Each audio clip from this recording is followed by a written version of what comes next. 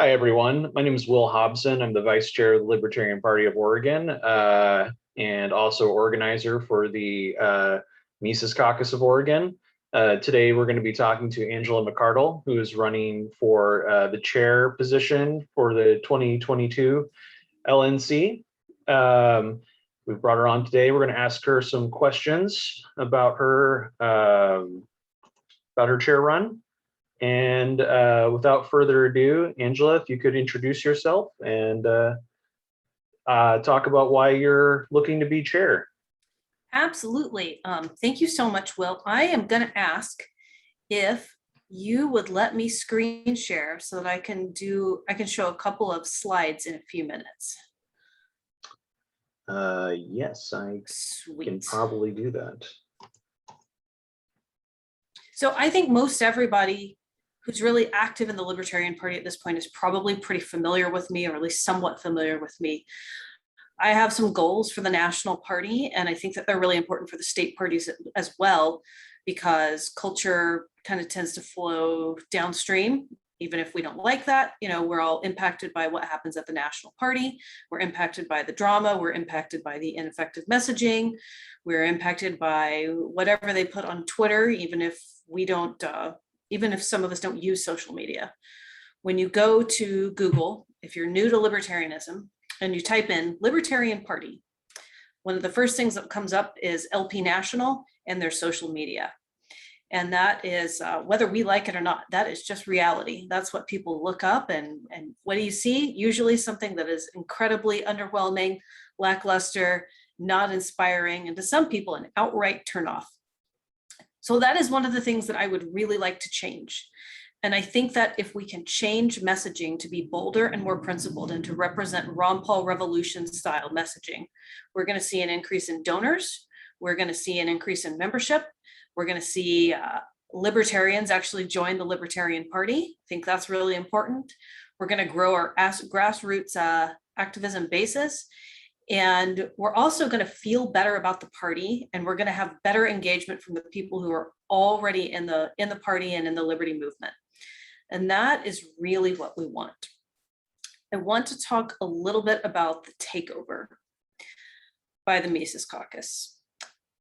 So I've been going to executive committee meetings now pretty much most of the year. I've been attending. I've attended state conventions, and I got to tell you, the takeover is inevitable. And the only obstacles at this point are obstacles that we're going to put in our own way. Reno 2022, there are some concerns about vaccine passports. I think the biggest concern is what the state of Nevada might do, because their governor is incredibly, very much so like a blue-pilled liberal, Sisolak. I will tell you that I was just in Reno at the beginning of the month or the end of last month, and there were no vaccine passport mandates. I didn't see signs. I attended a concert. I went with Tom Woods. We didn't have any drama. There's a statewide mask mandate in effect, but no one in the venue enforced it. No one cared. I think that the tourism industry would throw a fit in Nevada if vaccine passports were enacted. Now, that's my opinion. Things could change. But the way I see it, I don't think that they're going to be able to pull that off and not go bankrupt. So that's good. That's good for us. I think right now with Erin Adams chairing the convention committee, and yeah, she's had some bad judgment on things, absolutely. But she's one of the best people that we've got right now. And as long as she stays on that, she's definitely opposed to mandates like this. And I think that we'll be in good shape. So I would invite everyone to set aside their feelings about Erin Adams' strategy and comments about New Hampshire and just focus on the task at hand, which is getting us to Reno. The evil Prague people at the national level are exhausted and worn out from drama. And I think that their opposition to us is slowly dying. And I would encourage you to let it die and don't give the haters any energy. If something comes up and we got to fight it, so be it. But as things are now, I think that they are exhausted and worn down, and plenty of them are still talking about possibly quitting. Just let things be the way that they are. I think as a caucus, something that's really important for us to do at this point, going into Reno, going towards the convention, is to shift from complaining and fear mongering about the convention and other stuff into focusing on strategy. And that is something that I would like to share a little bit with you guys about. So let's see here.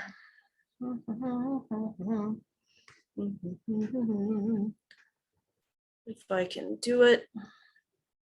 All right. We need to stay on target. That is really important right now. What does that mean?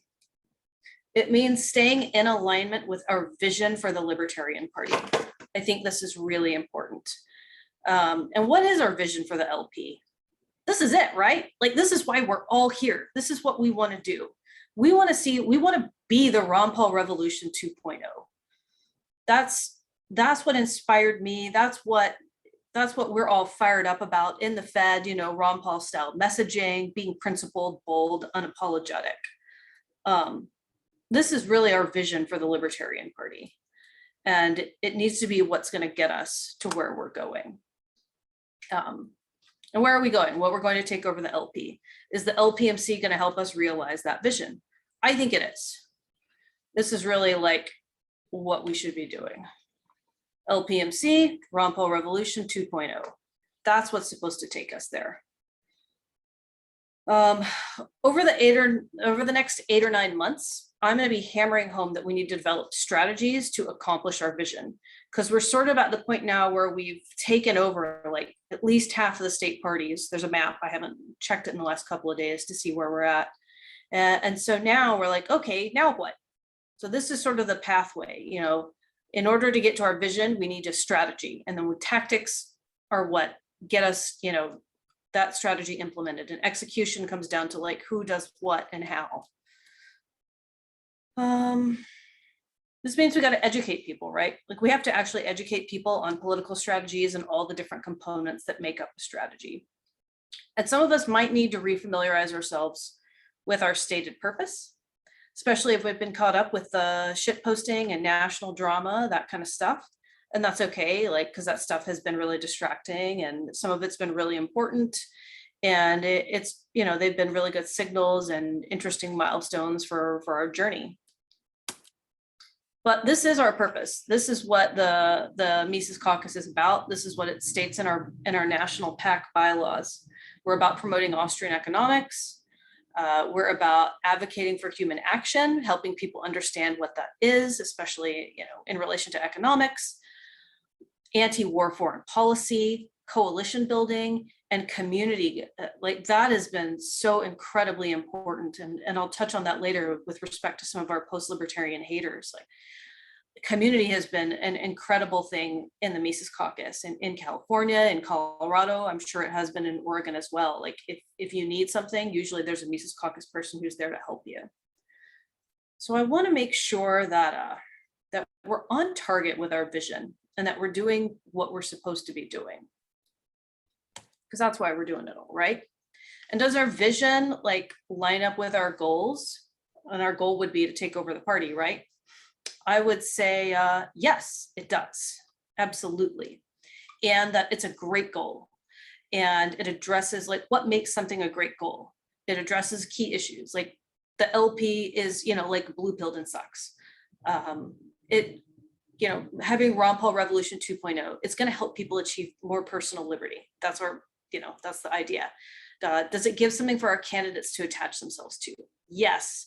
They won't be embarrassed by the party. Does it grow political capital for the LP? Yes. Those are all great things. So how do we like actually get there? Well, we have to implement strategies and tactics. And something that I think is really important is that everything we do needs to be scalable and transferable so that we can actually use these same strategies, recruitment, winning elections, all that stuff, use them in our state parties and our county affiliates. So it should look like this. The Mises Caucus, we should use strategies and tactics, and that gets us to a Revolution 2.0. And let's see. So these are some of the goals that we've got, right? And some of them you've already accomplished, like get elected to your state executive committee. Will's the vice chair. Okay, check. Get MECOX elected as delegates to the national convention. Get MECOX elected to the LNC. And then get the LNC to implement Ron Paul style based messaging, that's going to restore the faith of libertarians in the LP. It'll encourage more people to actually like join the party or just become libertarians, because joining the party isn't the end all be all. Like we want people to like really believe in it and live like a libertarian lifestyle, because the ultimate goal is a freer world, hopefully in our lifetimes. But, before we get there, we got to work on the LP. And don't forget your values. And I think this is so important when we are presenting ourselves to other people. Like, what are the values? What are the values that make up the Mises Caucus? I usually think of it like, what would Ron Paul do? He would be bold. He would be brave. He's inspiring. And he always tells the truth. He tells the truth, even when it's really hard, when it sucks. But be bold. Don't be cringe. And I will definitely have some things, answer some questions about that later. I think overall, like we want to inspire people to join. And there are a few people who are holding out a little bit and they're playing the wait and see game to see how we're going to do. And they are a little bit, like they're skeptical because they're like, well, this is the third time to try, right? So we got to stick the landing this time. We've got to do it. We've got to take over the party in Reno. And once we take it over, it's got to be like solid, the very best. I've got to hit the ground running. There's not going to be this like 6-month lag time where we're catching up and wondering, oh, I think, I just need a little bit more time. Like, no, it's going to be go time immediately. That is just like so important to me. The Mises Caucus LNC, which is what I believe that it's going to be, is going to just outshine anything that's happened in the past 30 years in the LP. And I think that that's just really fantastic. A little bit of pressure, but in a good way. So yeah, the takeover is inevitable. It definitely is.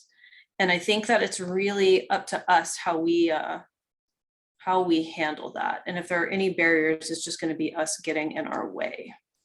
Does anybody have any questions for me? I know that there are a few questions because I had people message me in advance. So fire away.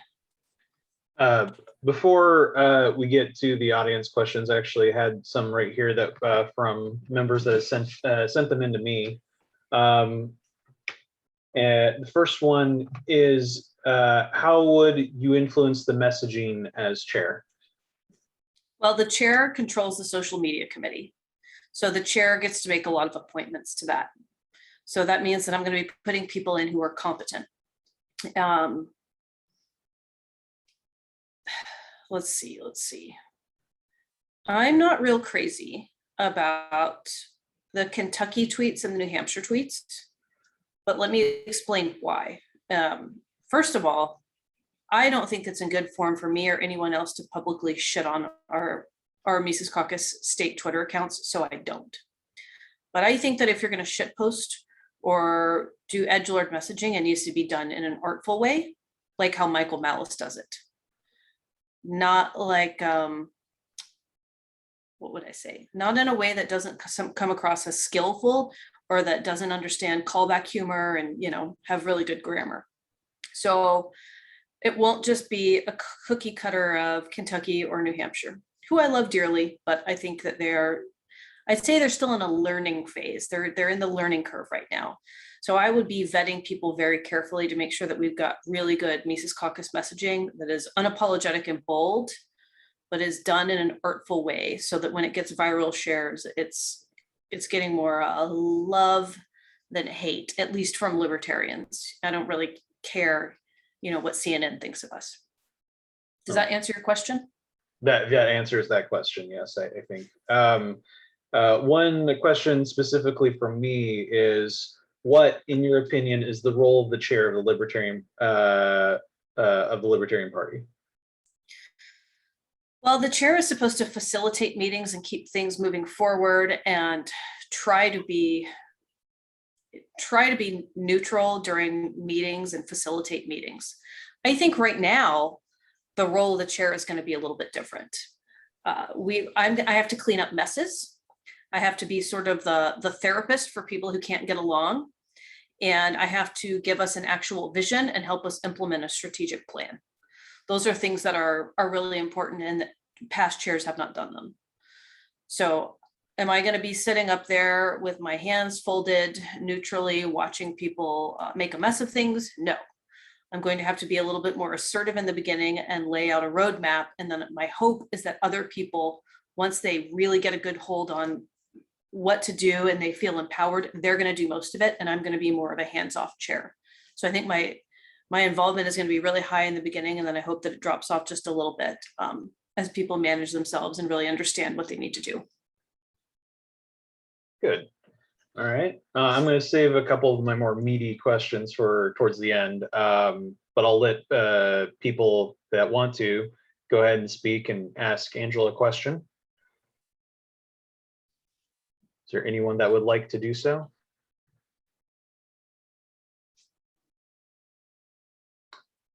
I think Brad is going to. Good evening, Angela. My name is Bradford Franks. Hey, Brad. Bradford. Hello. Yes, Bradford. Thank you. Bradford. Thank you, ma'am. There are a lot of things going on in Portland, Oregon, and there are a lot of candidates that have a lot of aspirations that are very unique to the Oregon situation. You're here to speak in Oregon. How do you propose libertarians attack the economic policies under the Mises Caucus prerogative here in Portland, or in Oregon, whether you're mayor, governor, senator, congressman? What are your thoughts on those as a candidate attacking the economic situation? What are the economic situations in Oregon right now? I know you've got, a lot of problems similar to California, but are there any specifically that are really bothering you? For me, myself, businesses are not able to operate under a more free enterprise situation. Yeah. And we can definitely talk about that, but I want to juxtapose that with the philosophy of libertarians, where we retain local control. And we also realize that our communities are very necessary. So how do we balance the business enterprise and the freedom of enterprise there with protecting our community in the scope of local control? I think you need to take economic arguments and wrap them in emotional appeal. So the documentary that we did is a really good example of that. If you guys haven't done a screening yet, I highly recommend you do it. We interviewed real local business owners who were hurting because of lockdowns and mask mandates, and we just had them tell their stories. And they talked about how they had lost hundreds of thousands of dollars and gone into debt, and they don't know what was going to happen to them.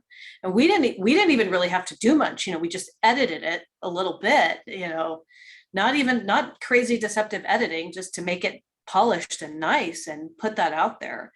And I think that short clips for things like that, like 30-second, 1-minute clips of people just talking about how the economic policies have harmed them, that would go miles for the LP. Like that would really help, definitely in Oregon. Yeah. So sorry, just to interject, what Angela is referring to, I'm not sure if everyone knows about it, but it's a documentary called, is it The Unseen? Yeah. The Unseen. Yeah. It was produced by members of the Mises Caucus in California. We do want to do a screening sometime in the future, and we'll probably be talking about that on our meeting on Saturday. But yes, from the clips I've seen, the trailers, it does look like a great documentary that would definitely do the Aristotle's pathos appeal to people. And I think that would be really powerful. Follow up. Mm-hmm. What as you are advocating and competing for this position, how would you also endorse or promote other candidates, either here in Oregon, where we're speaking now, or other candidates as far as LP philosophies, theories, and tried and true? What things would you say candidates need to focus on, not just within the Mises Caucus, but within the Libertarian Party? If you want to be a candidate here, if you want to win here, what would you recommend to those candidates here, either here in Oregon or abroad? So general or specific candidates under the Mises Caucus. How would I promote them, you mean, like as chair of the party? No, not well. That's also a great question. Thank you. But no, what would you recommend and endorse them to do? What would I recommend that they do, like in order to be successful? Correct. Oh, I will just give them my political campaign strategy that I'm working on. I think one of the big problems that we have in the Libertarian Party is we don't have strategy, and that just like sucks. That's unfortunate. So one of the things that I've been working on in California with some of our candidates is, okay, so you need to get campaign managers, right? So the best thing that I can do for someone is to get them a skilled campaign manager. So like we just rolled that out in California.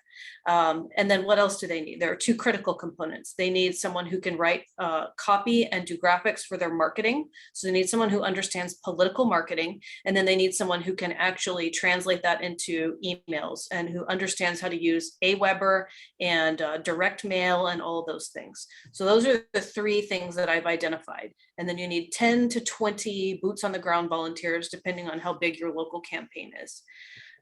So I'm sort of in the middle, I guess the middle of working on that right now. And I'll just give that for free to anyone.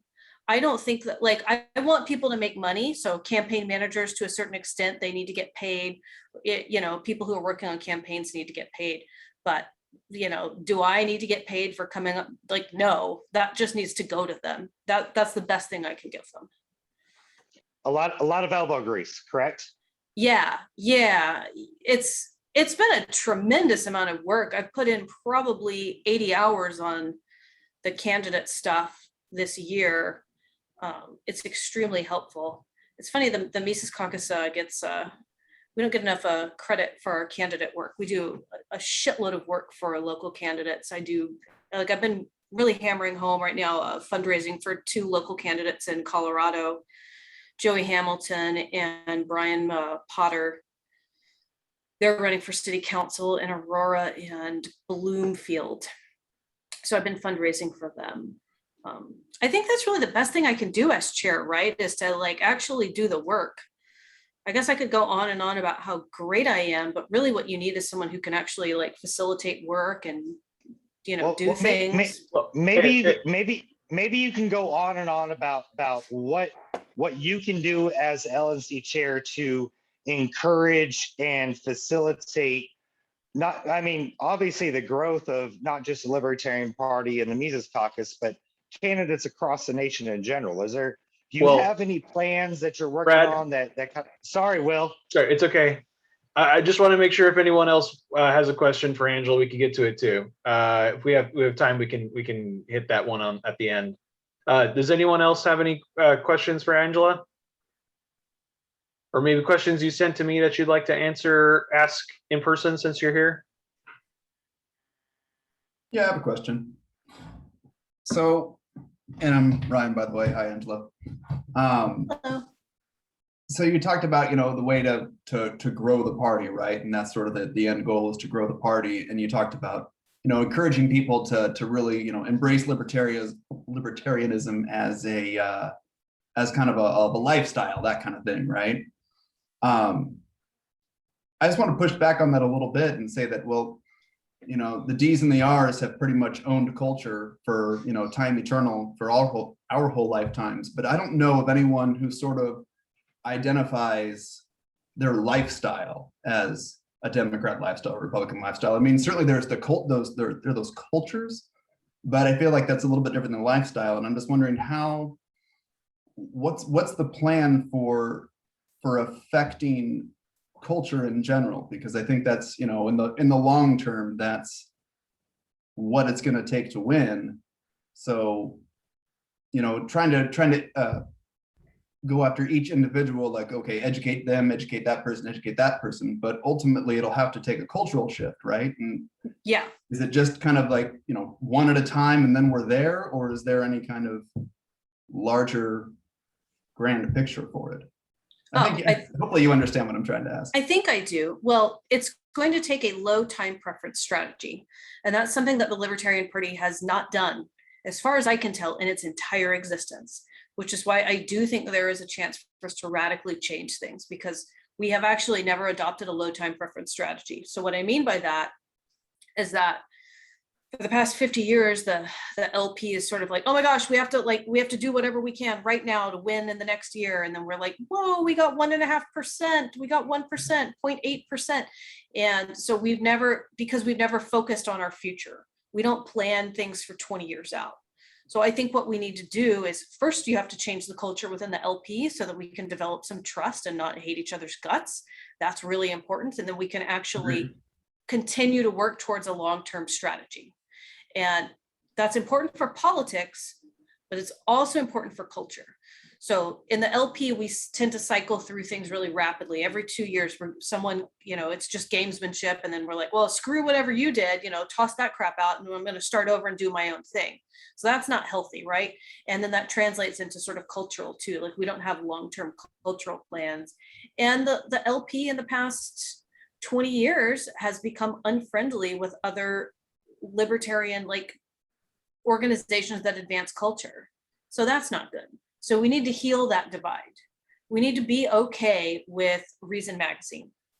And some of the more hardcore Mises people will be like, oh, Reason's blue-pilled, I don't like them.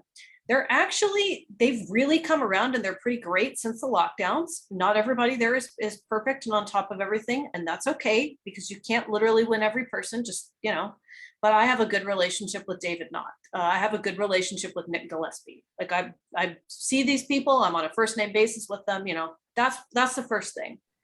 If we can start to work together and have good relationships with these people, they are going to help us change the culture. Same for the Mises Institute. Let's be friendly to them.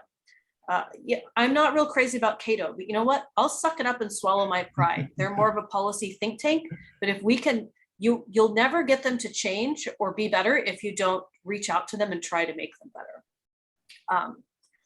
So yeah, it's going to take a long-term plan with other people who have the ability to change culture. I would love, love, love to see the LP start doing student outreach. That's where everybody's lost, right? Like in education.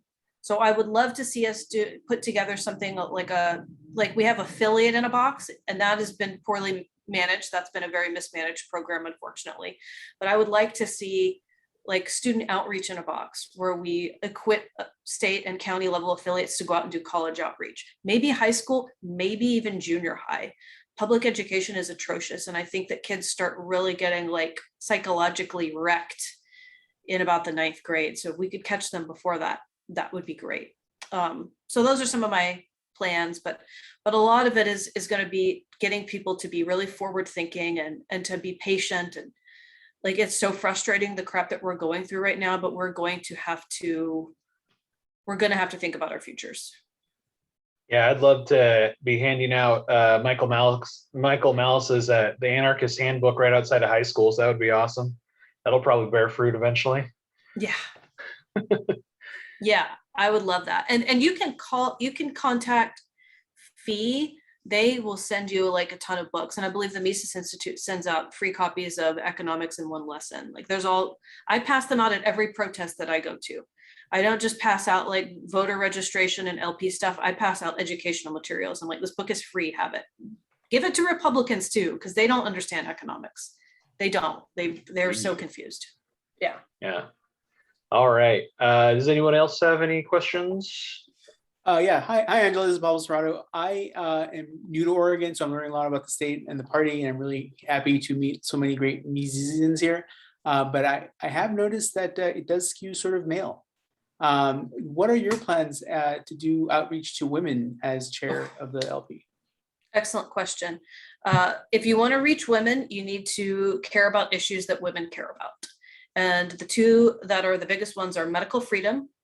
Mothers are very concerned about having the right to choose what vaccinations and medication they put into their children's bodies. So vaccines are the hot topic right now. But another one is cannabis oil for kids who have severe seizure disorders and for kids who have cancer and they want to seek alternative therapies and don't want to do chemo. My little brother had chemotherapy when he was 1.5 years old. He had cancer on his kidney and the chemo destroyed his gallbladder. He lost it. So those are ways to reach out to women. Another one is the food freedom community, raw milk. It's a single issue thing, but the people who care about raw milk are usually inclined to be libertarian. And a lot of them are women. So those are areas that we need to reach out to. And also, take your economic arguments and wrap them in emotional appeal. Generally, women are more emotional, which some people think is offensive. I don't, just do that and you'll probably improve your messaging anyway, and you will soften it a little bit for some of the ladies. Yeah, I've been definitely telling people that Aristotle's rhetoric, where he talks about the arguments of ethos, pathos, and logos, is a really good way to start to learn how to frame arguments and how to direct them towards certain groups of people. So Yes. I could recommend something. I would recommend that to people that are trying to learn how to sway people. Does anyone else have another question? I do. Okay, William Johnson, and then if no one else has a question, we'll let Brad talk. Yeah, go ahead. Yeah, Go ahead, Will. I'm just real quick. I appreciate you coming. Will, I appreciate you having this. This has been great. Thanks for taking the time for Oregon. I will be in Reno, and you got my vote for sure. We got your back in Oregon, and we're gonna grow. Will's doing great stuff. I'm trying to help him, and we're gonna rock this. So I appreciate you taking the time for us.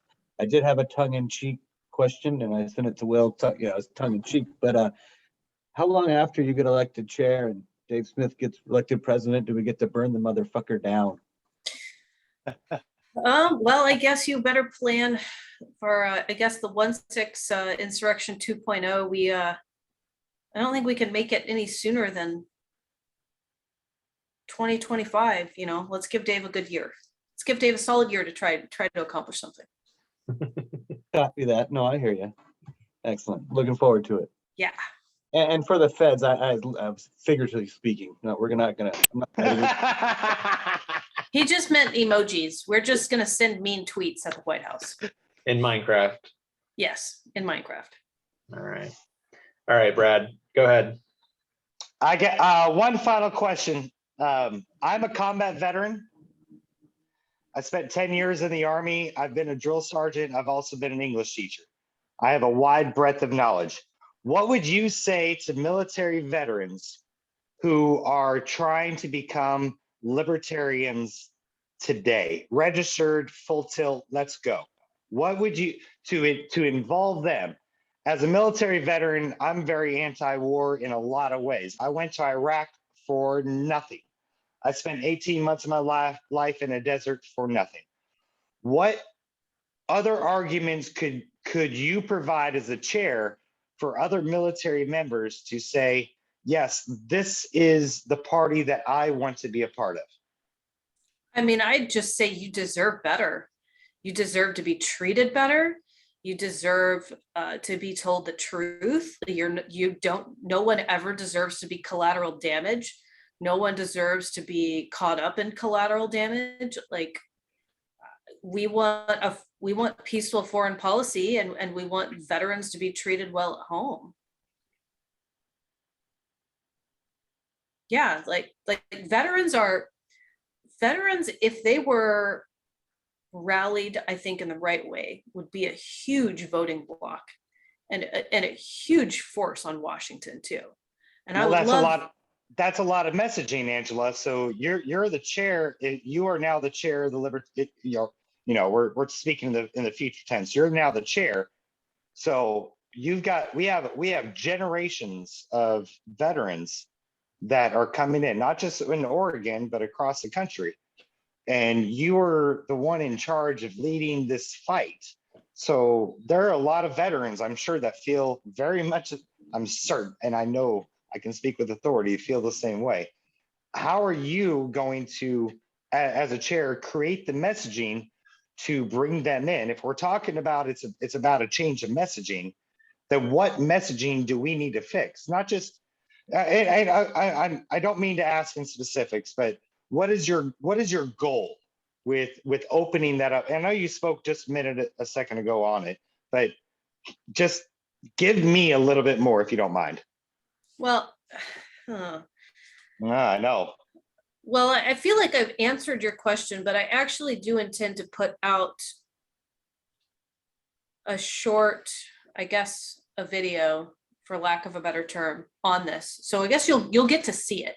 We are going to do some anti-war messaging in my chair race. It's because I think the best thing I can do during my chair race is not just be like, oh, I'm Angela, I'm so great, but like, this is what I want to see and this is what I want to accomplish. So I will make that strong anti-war messaging for you. So look for that in the future. I feel that, and I thank you. Thank you, Angela. You are very welcome. Yes, thank you, Angela. That would be fantastic. I know a lot of people here in Oregon, the anti-war angle for the caucus is particularly motivating, especially people like me.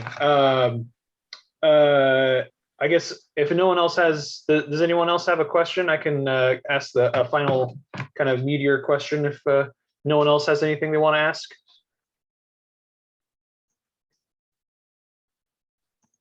Alrighty. So I guess Angela, what are some things that the LNC is doing that they or what are some things that the LNC is not doing that they should be? What are the top 3 things you would try to get done in your first 2 years if elected? Okay, what are some things that the LNC is not doing right now that they should be doing? Yes. Getting rid of the newsletter. The newsletter costs over $25,000 a year. It only goes to dues-paying members. So it is a newsprint, literal piece of newspaper that is only inward-facing messaging that gives us the same stories that I already know because I'm Facebook friends with everyone, and then we pay a ton of money for it. So that's an abysmal failure. The LP 50th event, I attended that. It was very expensive. I got an early bird ticket for $200. The average ticket price was $250. They served overcooked hamburgers and hot dogs for lunch and dinner, 1 per person. I don't understand how that financial disaster happened, but I would never do something like that. In LA County, we chaired our county convention. My county convention, I had 75 people in attendance, spent $900 on food and alcohol. We made money on it. And I sent home to after parties 3 giant, like, catering sized trays of food and bottles of liquor. Financial mismanagement at the LNC is embarrassing. And they talk a lot about how much money they've raised, but they don't talk about how much money they spend. And the budget that was balanced that Joe Bishop Henchman talked a lot about, when that conversation initially happened, and it's good that they got the budget lowered, like the money situation better, but when that conversation was initially happening, the balanced budget was still allowed to be over in spending. So that's no good. Micro donations. They don't have a plan to take micro donations. What that means is text messaging, like people donating $5, $10 at a time. And that's how Bernie Sanders and a lot of other like campaigns that were geared towards younger people made tons of money. So let's get that going. Messaging is improving, but it's not fantastic. Affiliate in a box program was mismanaged. Nobody knew what the hell was going to be in it or where it was going to. People were told to apply, but they didn't know what they were going to apply for, so they didn't do it. So we need clearer, more concise messaging. All of these things happen, and then the state parties have no faith in them, and so then good resources like Kara Schultz campaign training gets underutilized. Geez, I could do like an entire speech on that stuff, but that's some of the highlights. Perhaps we should. Okay, second part of your question, which I forgot. It was what are the top 3 things you would try to get done on your first 2 years if elected? Okay, fix the culture of the LNC, set long-term goals that I feel confident that the people who come after me will work to achieve, and improve the messaging. Those are very, very important to me. And under those things, I believe that we're going to have increased membership and increased donorship. But we need to straighten the other things out first so that people will restore faith in it. Excellent. All right. Okay. Well, I'm sorry. We got one person popping in. Go ahead, Brad. Sorry, no, she just said something that is amazing that I want to follow up with. It was something that you said, I phrase it a different way. Leave things better than you found it. Yes. Yes. Make it better for the next person. Here's my plan for the LP. Here's how I want to frame it. I want to be the Libertarian Party's mad, like bitter ex-girlfriend, because I want to put in all of the work, into this thing that is going to treat me like crap, and then just not be treated well. And that's okay, because it's going to be great for the person who comes after me, and they're going to get all of the benefits and rewards of my work. So maybe the chair who comes after me, I want that person to get paid. We don't pay the chair. I'm not going to be, Nick Sarwark fight for 75. That's not happening. But it should be paid position, because we should be making enough money that it is. Did you know even the Green Party pays their chair?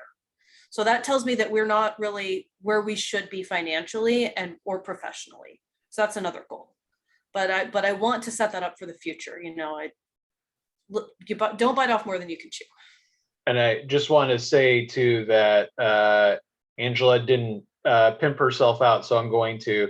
She has a Patreon account where you can pay her to be the chair, so she can spend more time focusing on chair duties than trying to scrounge together money to pay for her bills. So if you do believe in Angela as being the chair and you want her to work on it more or less full time, do run to Patreon and support her. So I appreciate that, and my commitment was that if I can get $2,000 a month on Patreon, I will chair the party full time and not work another part-time job. Awesome. If you have a few more minutes, one of our state organizers just popped on, and he might have a question. Yes. Peter, did you have a question for Angela? Yeah, I apologize. I was a little late. Just had some things I had to deal with. But Angela, big fan of yours, by the way. Have been since I met you in Orlando. I was the guy that Nick Sarwark told to eat a dick, which everyone else claims to be that person, but that was me. So whatever. Also, I listened to your debate performance with on Lions of Liberty.